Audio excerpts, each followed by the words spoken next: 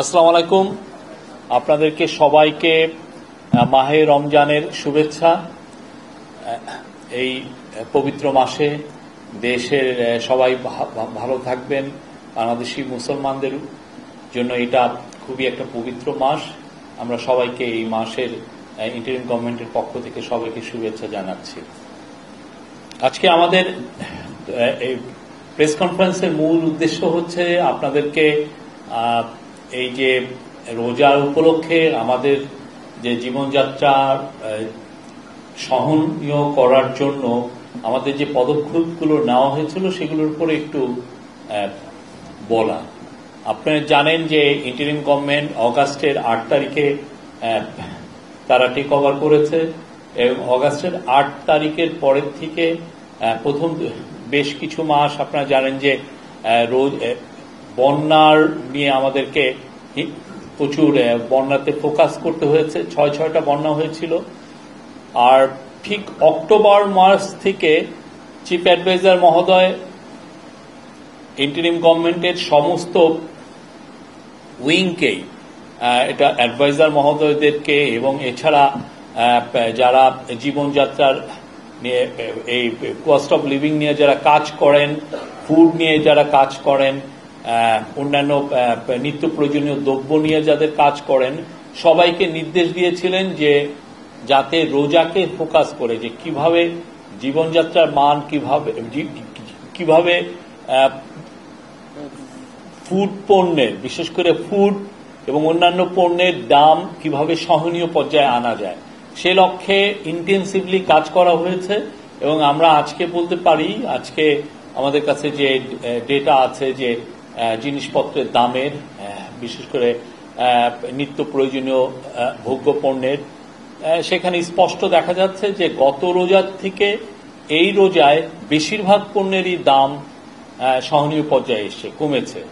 এবং এই যে সহনীয় পর্যায়ে আসা, এটা আমাদের পুরো রোজা ধরে, এই যে সামনে যে রোজা আসছে পুরো রোজায় আমাদের ফোকাস থাকবে যে এটাকে কিভাবে এই দামটাকে সহনীয় পর্যায়ে রাখা যায়। পুরো রোজাতে ইন্টারিম গভর্নমেন্টের ফোকাস থাকবে দাম কিভাবে সহনীয় পর্যায়ে রাখা যায়। এটা আপনি জানেন যে রোজার সময় কিছু কিছু নিত্য প্রয়োজনীয় দ্রব্যের কনজামশন বেড়ে যায়, বিশেষ করে এডিবল অয়েলের ক্ষেত্রে এটা আমরা দেখেছি, বা স্ন্যাক্স, অন্যান্য কিছু যেমন ছোলা বা খেজুর, সেগুলোর ক্ষেত্রে। তো এই প্রত্যেকটা পণ্যের ক্ষেত্রেই এই গভর্নমেন্টের ফোকাস হচ্ছে কিভাবে এটাকে সহনীয় পর্যায়ে রাখা যায়। এটার জন্য ইন্টেন্সিভলি কাজ করছে কমার্স মিনিস্ট্রি, এটার জন্য কাজ করছে ন্যাশনাল বোর্ড অব রেভিনিউ, এটার জন্য কাজ করছে সেন্ট্রাল ব্যাংক, এবং এটার জন্য কাজ করছে ট্যারিফ কমিশন। সবার সম্মিলিত প্রয়াসে আজকে আমরা বলতে পারি যে অনেক পণ্যেরই দাম সহনীয় পর্যায়ে এসছে। এবং আমাদের পুরো রোজা জুড়েই ফোকাসটা থাকবে কিভাবে এই দামটাকে আরো সহনীয় পর্যায়ে আনা যায়, এবং সে লক্ষ্যে কিছু কিছু পণ্যের আরো যাতে সরবরাহ বাড়ানো যায়। বিশেষ করে এডিবল অয়েলের ক্ষেত্রে আমরা প্রতিদিন মনিটর করছি কত টন এডিবল অয়েল বিদেশের থেকে আসছে রিফাইনিং এর জন্য, এবং সেটা আমরা দেখছি যে আমরা আশা করছি যে সাপ্লাই পরিস্থিতি সামনে আরো ভালো হবে, এটুকু আমরা বলতে পারি। এবং সেক্ষেত্রে আশা করা যায় যে দাম সহনীয় পর্যায়ে থাকবে। আমরা আপনাদেরকেও খুব শীঘ্রই এই যে দামের যে লিস্ট এবং গত বছর কি ছিল, গত রমজানে কি ছিল, সেটার একটা আপনার কম্পারেটিভ পিকচার আপনাদেরকে দিব, আপনারা দেখবেন। আর আপনারা জানেন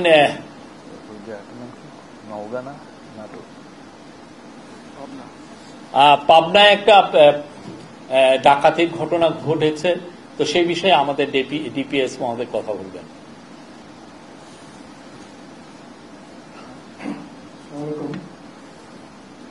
আজকে আমরা বিভিন্ন সংবাদপত্র দেখেছি যে গতকাল রাত্রে আপনার সাদিয়ায় একটা গণডাকাতির ঘটনা ঘটেছে। এই সংবাদটা দেখার পরে আমরা আসলে এই বিষয়ে যারা সংশ্লিষ্ট আইন শৃঙ্খলা রক্ষাকারী কর্তৃপক্ষ আছে, যারা স্থানীয় পুলিশ এবং অন্যান্য পর্যায়ের কর্মকর্তা, তাদের সাথে কথা বলেছি। কথা বলে আমরা যেটা দেখেছি যে এই বিষয়ে আমাদের বিভিন্ন মিডিয়াতে যে রিপোর্টটা এসেছে সেটা আসলে অতিরঞ্জিত।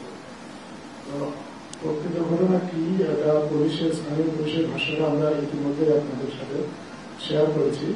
আমরা মিডিয়াতে দেখেছি যে কোনো কোনো মিডিয়া লিখেছে যে 10টি পরিবহনে ডাকাতি হয়েছে, আবার কেউ কেউ লিখেছে 40টি পরিবহনে ডাকাতি হয়েছে। তো 10 থেকে 40 ফিগারটা বিভিন্ন মিডিয়াতে দেরি করেছে।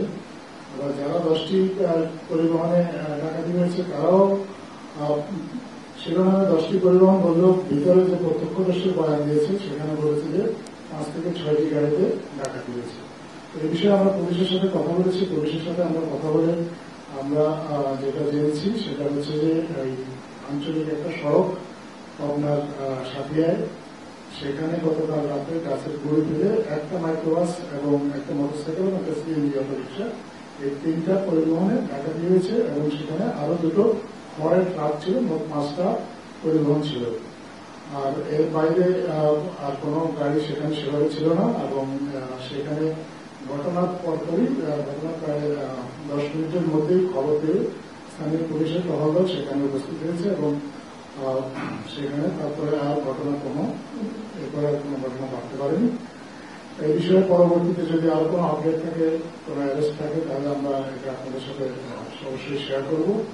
আমরা সবার কাছে অনুরোধ করব, যেহেতু আইন শৃঙ্খলা পরিস্থিতি আমাদের জন্য সবার জন্য খুব গুরুত্বপূর্ণ এবং বর্তমান অন্তর্বর্তীকালীন সরকার খুব নিবিড়ভাবে কাজ করছে যাতে আইন শৃঙ্খলা পরিস্থিতি আরো উন্নতি করা যায়। এবং এই জন্য আমরা সবার সহযোগিতাও চেয়েছি এবং আমরা আশা করছি যে এই বিষয়ে যখন আপনারা কখনো কোনো রিপোর্ট দেখবেন সেটা আপনারা একটু যাচাই বাছাই করে দেখবেন, কারণ কোনো ঘটনা যদি অতিরঞ্জিতভাবে আসে তাহলে সেক্ষেত্রে আসলে আইন শৃঙ্খলা রক্ষাকারী বাহিনী যারা আছেন তাদের কাজ করতে অসুবিধা হয়। আমরা আশা করবো যে আপনারা নিজেরাও আমাদেরকে সহযোগিতা করবেন প্রকৃত তথ্য দিয়ে, তাহলে আইন শৃঙ্খলা পরিস্থিতি উন্নতি করা যায় পুলিশের জন্য এবং সরকারের যারা কাজ করছেন এই বিষয়ে সবার জন্য কাজটা আরেকটু সহজ হবে। এছাড়াও আরো দু একটা বিষয় আছে, আমি এখন আমার প্রেস সেক্রেটারি আমাকে কথা বলবো।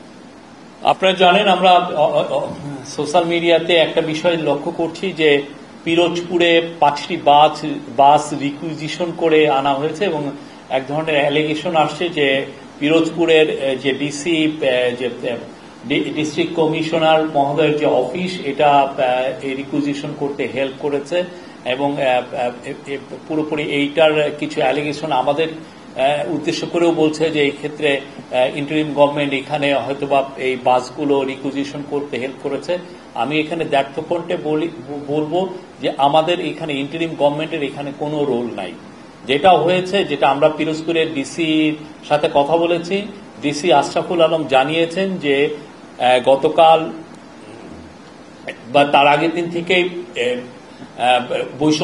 পিরোজপুর শাখা বৈষম্য বিরোধী ছাত্র দল এবং নাগরিক কমিটি তাদের কাছে বাস রিকুইজিশনের জন্য জানিয়েছেন এবং তারা তাদেরকে ডিসি মহোদয়ের কাছে একটা চিঠিও দিয়েছেন। এবং সাথে যেটা হয়েছে যে তারা যারা আহত হয়েছিলেন জুলাই আগস্টের গণঅভ্যুত্থানে এবং যারা 2টা নিহতদের পরিবার তারা সবাই এসে তাদের কাছে রিকোয়েস্টটা করেছিলেন। সেই রিকোয়েস্টের প্রেক্ষিতে এবং এক ধরনের প্রেশারের প্রেক্ষিতে তারা 5টি বাস রিকুইজিশন করাতে হেল্প করেন, কিন্তু এই বাসগুলোর কোনো ধরনের কোনো পেট্রোলের খরচ বা এটা যাতায়াতের খরচ কোনো খরচ এই ডিসি অফিস থেকে দেওয়া হয়নি। এখানে কোনো মনিটরিং ইনভলভমেন্ট ডিসির কর্তৃপক্ষের মধ্যে ছিল না এবং আমরা দেখছি যে এই ধরনের ঘটনা আরো কোথাও রিপিট হয়েছে কিনা। বাট এখানে আমরা বলছি, আমি ক্যাবিনেট সেক্রেটারির সাথেও কথা বলেছি, এই বিষয়ে ইন্টারিম গভর্নমেন্টের কোনো রোল নাই। ইন্টারিম গভর্নমেন্ট এখানে কাউকে, ইন্টারিম গভর্নমেন্ট মনে করে সমস্ত পার্টির জন্য সে লেভেল প্লেইং ফিল্ড তৈরি করছে যাতে সুন্দর একটা ইলেকশনে, সুন্দর ফ্রি অ্যান্ড ফেয়ার ইলেকশনে সমস্ত পার্টি পার্টিসিপেট করতে পারে। এটা হচ্ছে আমাদের মূল দায়িত্ব। আমরা সমস্ত পার্টির কাছে আমরা সমান। তো সেই জায়গায় আমরা মনে করে যে এই ধরনের ইন্টারনেটে যেটা বলা হচ্ছে আসলে সেটার মধ্যে বেশিরভাগই অতিরঞ্জিত আমরা মনে করি। এই বিষয়ে আর আপনাদের যদি প্রশ্ন থাকে আপনারা আমাদেরকে বলতে পারেন।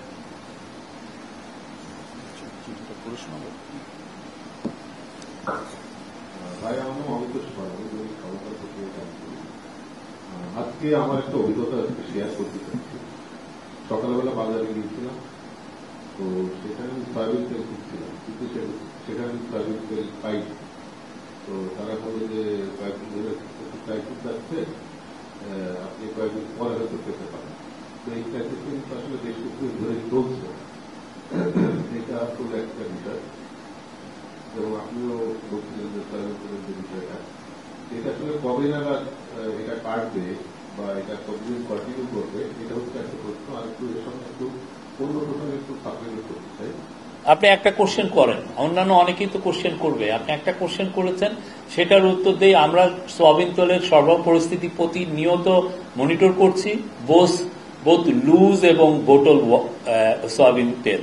এবং আমরা আশা করছি যে এটা অলরেডি লুজ সয়াবিন তেল আপনারা দেখেছেন যে অলরেডি আমরা দেখছি যে দাম সহনীয়, দাম একটু কমা শুরু হয়েছে। এবং আমরা আশা করছি যে সামনে সরবরাহ পরিস্থিতি আরো ভালো হলে দামটা আরেকটু বেটার জায়গায় যাবে। আর আপনি যেটা বললেন যে বোতল সয়াবিন তেলের ক্ষেত্রে আমরা এর আগেও দুই একবার দেখেছি যে মার্কেটের থেকে কেউ কেউ বলেছেন যে এটা উধাও হয়ে গেছে। তো আমরা চেষ্টা করছি যে আমাদের সর্বোচ্চ চেষ্টা আছে যে এটার সরবরাহ যাতে এখন ঠিক পর্যায়ে আসে এবং এটা যেন সবার জন্য এটা মানে পর্যাপ্ত সরবরাহ থাকে।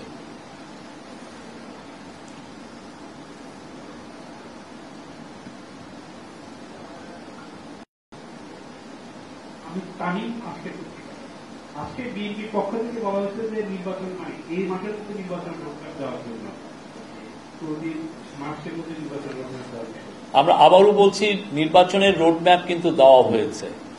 বিএনপি যেটা চাচ্ছেন হয়তোবা যে এক্সাক্ট একটা ডেট চাচ্ছেন, আমরা কিন্তু বলে দিয়েছে, ইন্টারিম গভর্নমেন্ট বারবার বলেছে যে নির্বাচন এই বছরের ডিসেম্বরের মধ্যে যদি পার্টিগুলো, সব পলিটিক্যাল পার্টিগুলো মনে করে যে কম রিফর্ম করে তাড়াতাড়ি ইলেকশনের দিকে দেশ ধাবিত হবে, তাহলে এটা ডিসেম্বরের মধ্যে ইলেকশন হবে।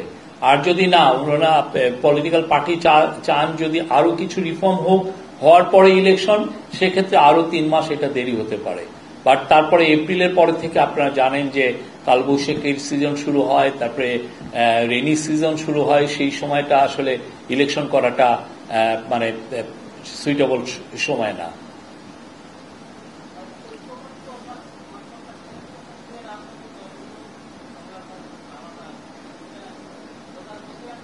আপনি একটু ঐক্যমত যে সংস্কার কমিশনের সাথে রাজনৈতিক দলগুলোর সাথে যে সংলাপ হওয়ার কথা ছিল আলাদা হবে, সেটা কবে নাগাদ শুরু হবে? আমরা আশা করছি এটা খুব শীঘ্রই এটা শুরু হবে।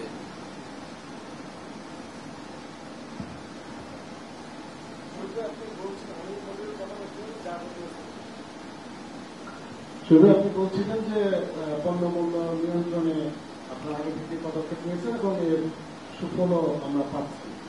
আমার প্রশ্ন, আইন শৃঙ্খলা রক্ষাকারী বাহিনী এই যে রমজান মাস জুড়ে ছিনতাইকারীরা তৎপর হয়, নকল টাকা একটা তৎপরতা শুরু হয়, এই ব্যাপারে এবং অনেকেই কিন্তু সাধ্যমতো এই সময়টাতে মার্কেটে যায়, তাদের নিরাপত্তার জন্য বিশেষ কোনো ব্যবস্থা সরকারের পক্ষ থেকে এবার নেওয়া হচ্ছে?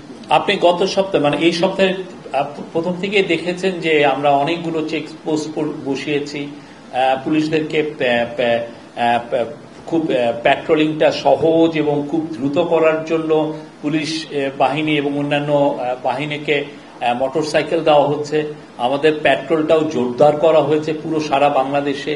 আমাদের হোম অ্যাডভাইজার মহোদয়, হোম সেক্রেটারি, পুলিশের চিফ, ডিএমপি চিফ, ওনারা বিভিন্ন জায়গায় সফর করছেন, সবার সাথে কথা বলছেন এবং আমরা মনে করছি যে আইন শৃঙ্খলা পরিস্থিতি পুরো রমজান জুড়েই আরো ইমপ্রুভমেন্ট আপনারা দেখবেন, এটা আমাদের আশা।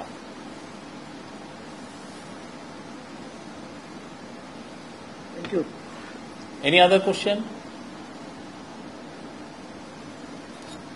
Thank you. আমরা প্রতিদিন আশা করি যে মেয়েদের থেকে প্রশ্ন আসবে, কিন্তু অনেক ক্ষেত্রে আমাদের নারী সাংবাদিকরা প্রশ্ন করেন না। আমি আশা করি এরপরের থেকে প্রতিদিনই আপনারা একটা দুইটা কোশ্চেন আপনাদের তরফ থেকে আসবে। Thank you.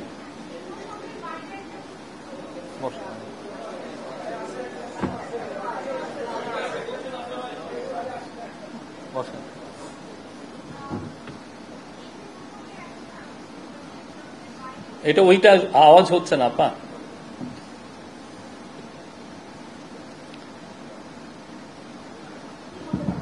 না আসছে জি আমি হচ্ছে স্বস্তিকা চিত্রটিভি থেকে এসেছি। জি। আমি একটু জানতে চাচ্ছিলাম যে শিল্পকলা একাডেমিতে যে ঘটনাটি ঘটেছে, ডিজি যে পদত্যাগের যে বিষয়, এই বিষয়ে আসলে একটু জানতে চাচ্ছিলাম আপনাদের মতামতটা কি, কারণ উপদেষ্টাও একটা ব্যাখ্যা দিয়েছেন এই বিষয়টা। উপদেষ্টা মহোদয় তার ফেসবুক পেজে একটা ব্যাখ্যা দিয়েছেন। আমি এইখান থেকে এর থেকে কোনো আমার এখানে নতুন করে অ্যাড করার কিছু নাই। এটা ওনার একটা ডিজি মহোদয়ের একটা ব্যক্তিগত একটা ডিসিশন। আমি এই বিষয়ে আসলে মন্তব্য করতে পারি না। আর কিছু কিছু বিষয়ে অলরেডি আমাদের অ্যাডভাইজার, সংস্কৃতি অ্যাডভাইজারই অনেক কিছু এক্সপ্লেন করেছেন। উনি 6 মাস আমাদের সাথে ছিলেন। এটা একটা আমাদের জন্য অনার। উনি খুব নামকরা নাট্যকার। উনি আমাদের খুবই নাট্যাঙ্গনে উনি খুবই একজন সেলিব্রিটি। উনি আরো বাংলাদেশকে নাটকে আরো নতুন নতুন বাংলাদেশকে আরো সমৃদ্ধ করবেন, এটা আমরা আশা করি। Thank you.